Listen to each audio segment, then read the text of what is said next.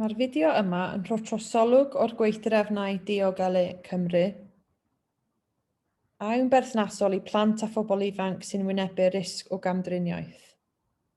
Mae'r fideo yma yn rhoi arddangosiad o sut mae'r app yn gweithio ynglyn â'r cynnwys a'r strwythur adran 2 o'r gweithdrefnau a sydd yn delio hefo'r ddyletswydd i adrodd am blentyn mewn perygl o gamdriniaeth, esgylistod a neu niwed. Felly, wrth mynd i fewn i adran 2, mae gennych chi'r tudalen cynnwys, sydd yn rhoi wybodaeth am cynnwys adran 2 o'r gweithdrefnau. Mae yna trosolwg o'r adran, sydd yn esbonio pwrpas a ffocws adran 2 o'r gweithdrefnau. Lle yr ydyn yn weld testun beiddgar, fel y welwn ni yma esboniad o'r ddyletswydd statudol i hysbysu. Os ydyn ni'n clicio ar y geirfa, mae'n mynd â chi wedyn i'r tudalen berthnasol sydd yn rhoi mwy o wybodaeth ynglyn â'r esboniad o'r ddyletswydd statudol i hysbysu. Lle rydych chi'n gweld blwch cysgodol, gwyrdd, fel hyn awdurdod lleol, os ydych chi'n clicio ar y geirfa, mae yna diffiniad neu esboniad o'r term awdurdod lleol yn dod i fyny. I mynd nôl i'r tudalenoedd, fedrwch chi unau cliciwch y saeth gefn ar dop y dudalen, neu y naratif bach ar frig y dudalen sydd yn gwyrdd, sef y geirfa yma. Felly ynglyn â'r cynnwys adran 2, trosolwg o'r ddyletswydd i adrodd, a mae yna esboniad o'r ddyletswydd statudol i adrodd ac i hysbysu pryderon am plant neu bobl ifanc. A fel y welwch eto, yr awgrymiadau ymarfer adran 1 ynglyn â'r arwyddion a dagonsyddion o gamdriniaeth ac esgylistod. Mae yna hefyd y manwl ynglyn â'r cyfrifioldebau i hysbysu, pwy sydd hefo'r cyfrifioldeb i hysbysu i gwasanaethau cymdeithasol, a be mae hwn yn golygu. Nôl i top y dudalen, eto clicio'r saeth gefn neu'r naratif bach.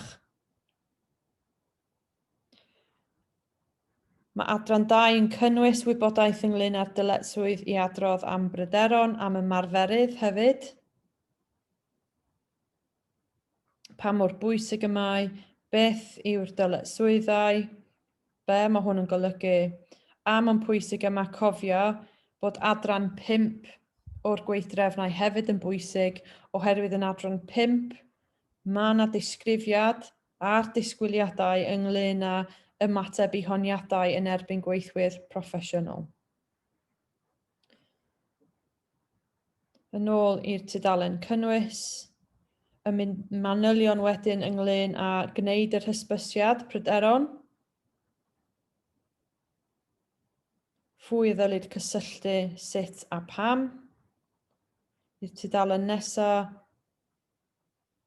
mwy o manylion ynglyn â ymateb. Wrth mynd yn ôl,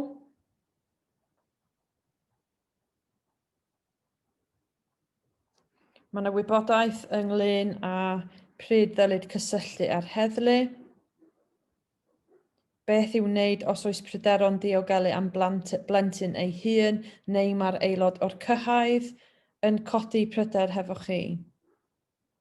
So, fel esiampl, os ydyn ni'n mynd fewn i beth i'w wneud ar ôl i blentyn ddweud am gamdriniaeth neu esgylistod, cychwyn ar dop y tudalen, a mae gen ti'r gwybodaeth ynglyn â'r camau y ddylech chi ddilyn, y pwyntiau ymarfer i'w nodi, y cofnodion sydd ei angen, ac ymlaen.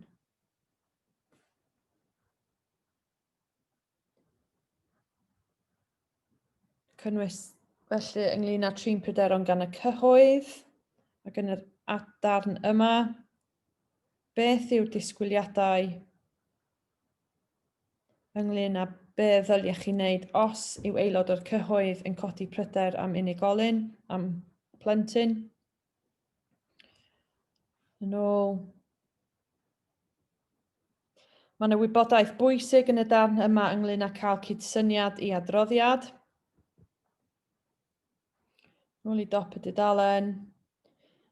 Mae'n pwysleisio yn y darn yma pwysigrwydd o trio ceisio gael cydsyniad gan y rhiant, ond hefyd lle mae'n addas i trio geisio gael cydsyniad gan y plentyn ei hun hefyd.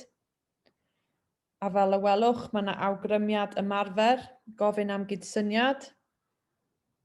Felly mae yna pwyntiau ymarfer, cwestiynau y ddylech chi ystyried wrth ceisio cael cydsyniad gan y plentyn. Manylion wedyn ynglyn â llunio hysbysiad heb o gydsynio'r rhieni, a'r pwyntiau chdi feddwl amdano ynglyn â'ch ymarfer. Wrth mynd yn ôl wedyn, mae'r manylion ynglyn â casglu gwybodaeth ar gyfer wneud hysbysiad. Be di'r dyletswyddau a disgwyliadau, ond hefyd wedyn manwl ynglyn â'r gwybodaeth y ddyliech chi cynnwys mewn hysbysiad i gwasanaethau cymdeithasol. Hefo o siamplau, fel y welwch yma, o'r math o wybodaeth y ddyliech chi ei rannu. Ac i gorffen, y disgwyliadau pellach o'r person sydd yn gwneud yr hysbysiad. Hyd yn oed bod yr hysbysiad wedi cael ei wneud i gwasanaethau cymdeithasol, mae yna dal disgwyliadau pellach i'r person sydd wedi gwneud yr hysbysiad. Felly, i mynd yn ôl, fedrwn ni clicio yn fyma ar y naratif bach ar frig y dudalen, neu ar y saeth gefn. Clicio nôl, top y tudalen, nôl i plant a phobl ifanc, a dan ni nôl wedyn i'r rhestr o'r wahanol adrannoedd yn y gweithdrefnau.